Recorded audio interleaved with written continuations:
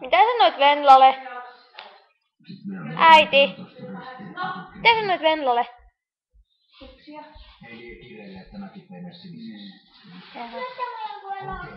Et voit katsoa tätä. Ammattilaisen myrkkipaketti. Okei, mutta miten hypnoosissa? Kaikkihan ei ole niin helppoa. Ja mikä siellä on? Angry Birds.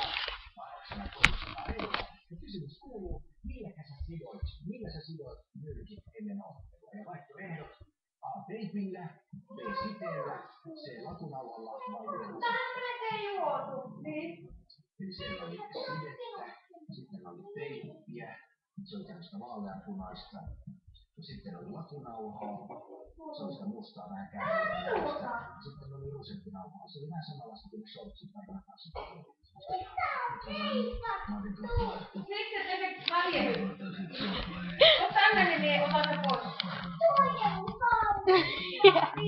Haluatko se rapot pois?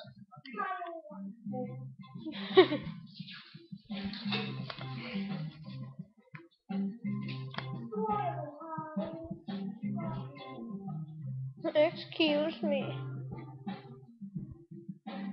Lapset sanoo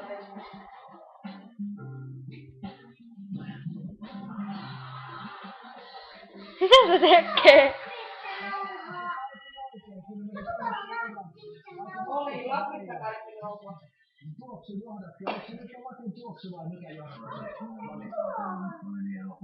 Ja anna sen sitä. Joo, hei, me halutaan, että sä jatkat lakuhuumalla. Tässä on lakua, että jaksat.